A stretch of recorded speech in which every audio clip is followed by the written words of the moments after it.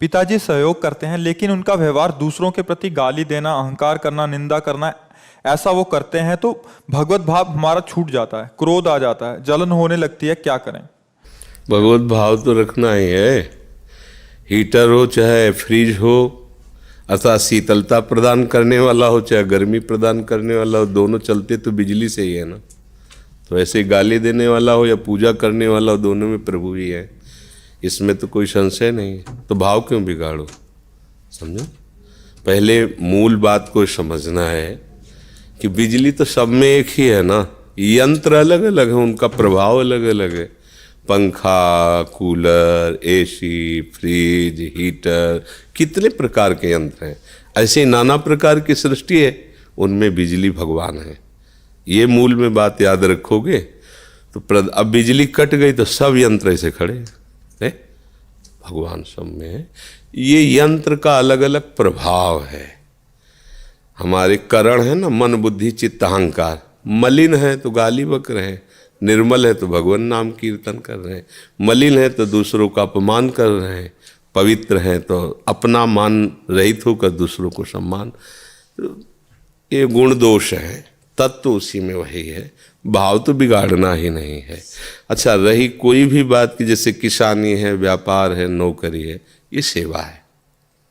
हम सब भगवान के सेवक हैं, पूरी सृष्टि भगवान की है, अलग अलग डिपार्टमेंट बटे हुए हैं। कोई विरक्त है, कोई गृहस्थ है, कोई व्यापारी है, कोई किसान। उसी सृष्टि संचालक प्रभु की सब सेवा कर रहे हैं। आप प्रभु की सेवा मानकर किसानी करें, अतिथि और माता पिता का सम्मान करें। वो कैसे है नहीं देखना है। हम मूर्ति में सेवा इसलिए अच्छे से कर लेते कि मूर्ति कुछ कहती नहीं है, लेकिन मूर्तिमान प्रभु जब चलते फिरते माता पिता के रूप में है, तो देखो हमने देखा है वृद्धों की सेवा करके, वृद्धजनों की सेवा करो तो परिणाम में वो गाली मिलती है, क्योंकि वो भगवान ऐसा विधान रचते हैं। उनके पैर दबा रहे हैं, वो गाली दे रहे हैं। अब आपको गाली सह के चुपचाप सेवा करनी है। अगर उनकी गाली को सुनोगे तो फिर सेवा नहीं कर पाओगे। इसलिए मूर्ति सेवा से बढ़कर है ये मूर्तिमान जगत के चलते फिरते भगवान की। क्योंकि आप इनको प्रणाम मसाला नाटक कर रहा है, अब आपको लगेगा हम प्रणाम भी कर रहे ऊपर से गाली दे रहा है, तो फिर बात बिगड़ जाएगी। हमको बिल्कुल वैसे ही भगवत, बस इसी को टिका ले तो महात्मा हो गया। टिक नहीं पाता है, इसीलिए टूट जाता है, फिसल जाता है।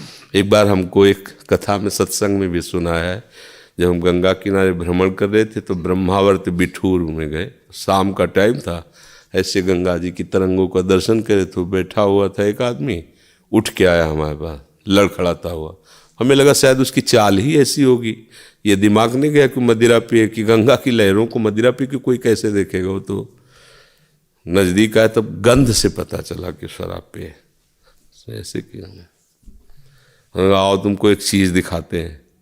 नई अवस्था थी, कोई भय तो था नहीं, निर्भय स्वरूप था, शरीर में बल और ताकत थी कि अगर कोई किसी भी तरह तो एक थप्पड़ में जमीन में लौट जाए। ब्रह्मचर्य में जीवन था, अब तो किडनी फेलियर है। कहा चलो, तो सावधान स्थिति में चले। वो भगवान के मंदिर में गया।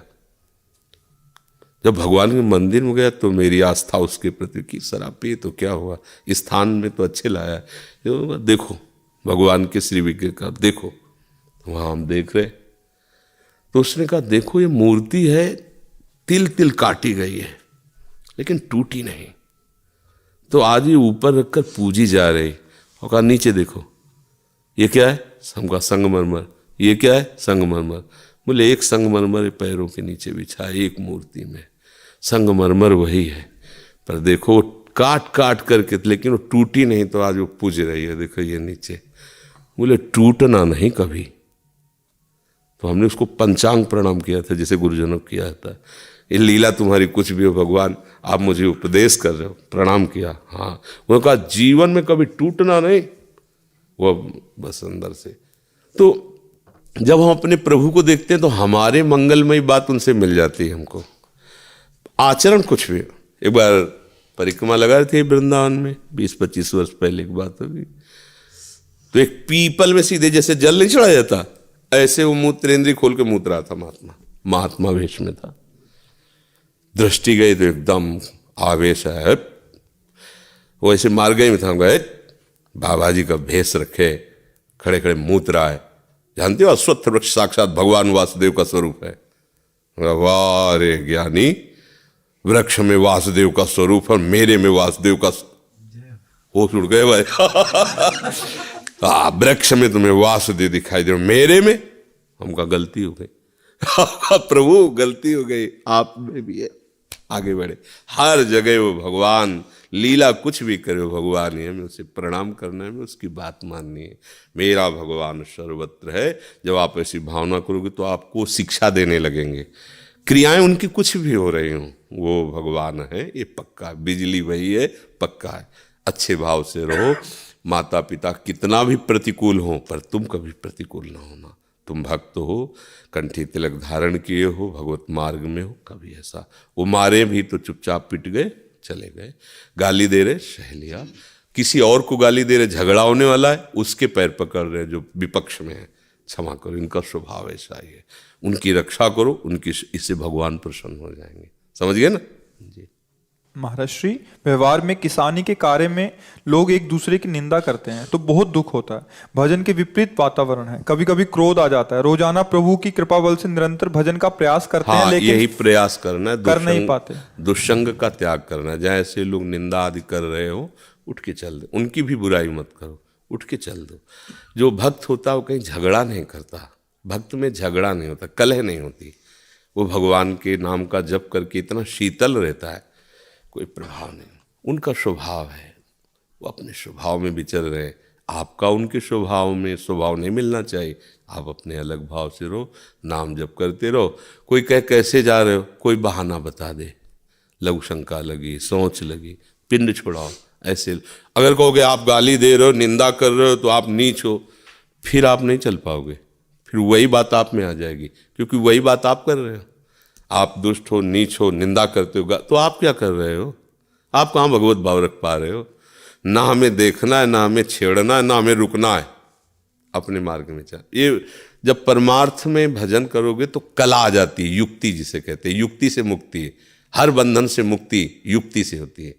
गुरु प्रदत्त नाम मंत्र का जप करते हुए तो आपको अंदर ही मार्ग मिल जाएगा। इससे कैसे बचना है, इससे कैसे बचना है। सब पूरा संसार आपके खिलाफ है, आपको केवल भगवत मार्ग में चलना है। ऐसे भाव से यहाँ चला जाता है।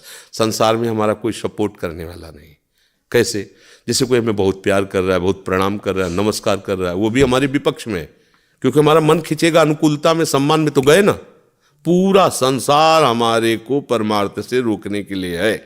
हमको पूरे संसार में न कोई शत्रु बनाना, न कोई मित्र बनाना, चुपचाप निकल जाना अकेले। प्रेम गलियति सांकरी तामे दो न समाये, कोई साथी नहीं मिलेगा। आप सोचो कि सब अनुकूल होकर के हमारे चले, हम फिर भक्ति करें, भूल जाओ। अभी क्या, जैसे जैसे कदम बढ़ाओगे वैसे वैसा प्रश्न आता जाएगा। बड़े बड़े प्रश्न आते हैं, बड़े बड़े संतों में आए। मीरा जी को देवरई ऐसा विरोधी मिल गया कि हाहाकार मचाया था पूरे जीवन में। नरसिंह जी की भाभी ऐसी थी कि विरोध ही करने लगी। प्रहलाद जी का बाप ही ऐसा था कि विरोध करने लगा। विभीषण जी का भाई ही था कि जो विरोध में खड़ा हो गया। घर ही में रच दिए जाते हैं, तो बस चुप शांत अपना काम बनाओ।